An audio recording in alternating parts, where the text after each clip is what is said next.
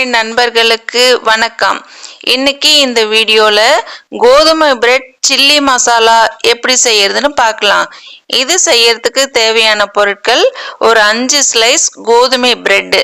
நமக்கு ordinary bread கிடைச்சா கூட நாம அதையும் இது மாதிரியே செய்யலாம்.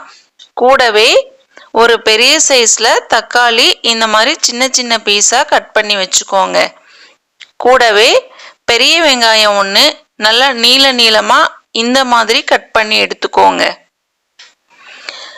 2 பச்சை மிளகாய் இந்த மாதிரி நீளமா கட் பண்ணிக்கோங்க. பூண்டு ஒரு 5 பல்லு, இதை மெலிசா கட் பண்ணிக்கோங்க. இஞ்சி சின்ன சின்ன பீஸா கட் பண்ணிக்கோங்க. புதினா கொஞ்சமா எடுத்துக்கலாம், கொத்தமல்லி கொஞ்சமா எடுத்துக்கலாம், கருவேப்பிலையும் கொஞ்சமா எடுத்துக்கலாம் தேவையான அளவுக்கு. கூடவே பெருஞ்சீரகம் ஒரு 1/2 டீஸ்பூன் எடுக்கலாம். தாளிக்கிறதுக்கு கொஞ்சமா கடுகு எடுத்துக்கலாம். மிளகாய் தூள் ஒரு 1/2 டீஸ்பூன் எடுத்துக்கலாம். மஞ்சள் தூள் ஒரு 1/4 டீஸ்பூன் எடுத்துக்கலாம். ஒரு 2-3 டீஸ்பூன் நெய் எடுத்துக்கலாம். ஒரு 4 டீஸ்பூன் கடலை எண்ணெய் எடுத்துக்கலாம். உப்பு தேவையான அளவுக்கு எடுத்துக்கலாம். இப்போ எப்படி செய்யறதுன்னு பார்க்கலாம். முதல்ல இந்த பிரெட்டை சின்ன சின்ன பீஸா இந்த மாதிரி கட் பண்ணி எடுத்துக்கோங்க. இந்த மாதிரி சின்ன சின்ன பீஸா கட் பண்ணி எடுத்துக்கோங்க. இப்போ இதை நல்லா நெய் விட்டு நாம வறுத்து எடுத்துக்கலாம். ஒரு வாணல்ல முதல்ல நெய் விட்டுடலாம். இந்த நெய் நல்லா சூடானதுக்கு அப்புறம் நாம கட் பண்ணி வச்சிருக்க பிரெட் எல்லாம் இதுல போட்டு நாம நல்லா ரோஸ்ட் பண்ணி எடுத்துக்கலாம். ரொம்ப அழுத்தி கிண்டி விடக்கூடாது.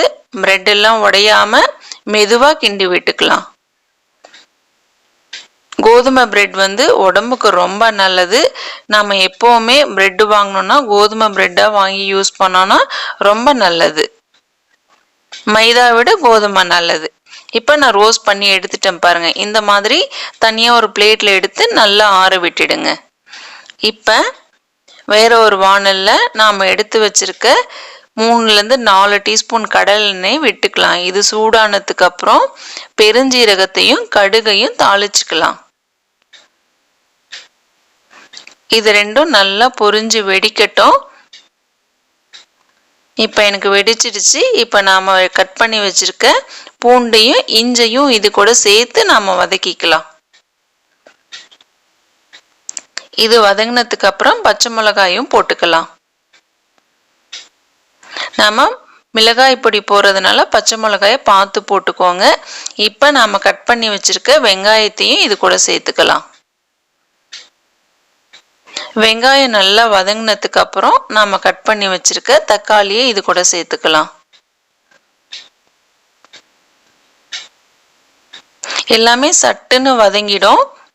ஒரு 10 நிமிஷத்துல செய்யக்கூடிய ரெசிபி தான் இது. வெங்காயம் தக்காளி கட் பண்றதுக்கு 5 நிமிஷம் ஆகும். இதை செய்யறதுக்கு ஒரு 5 நிமிஷம், அவ்வளவுதான். இப்ப எனக்கு தக்காளி கொஞ்சம் நல்லா வதங்கிடுச்சு.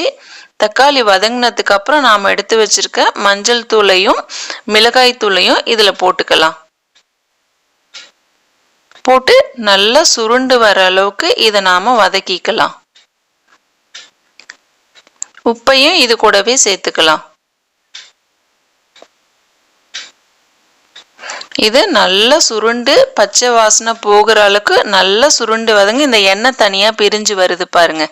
இந்த அளவுக்கு இதை நாம நல்லா வதக்கிக்கணும். இப்ப எனக்கு நல்லா வதங்கிடுச்சு. இப்ப நாம எடுத்து வச்சிருக்க கொத்தமல்லி, கருவேப்பிலை, புதினா 3ஐயும் இது கூட சேர்த்துக்கலாம். இதுவும் கொஞ்சம் லேசா வதங்கினதுக்கு அப்புறம் கட் பண்ணி வச்சிருக்க பிரெட்டை இது கூட சேர்த்துக்கலாம். இப்ப பாருங்க, இதுதான் பதம். இப்ப நம்ம கட் பண்ணி வச்சிருக்க பிரெட்டை இதுல சேர்த்துடலாம்.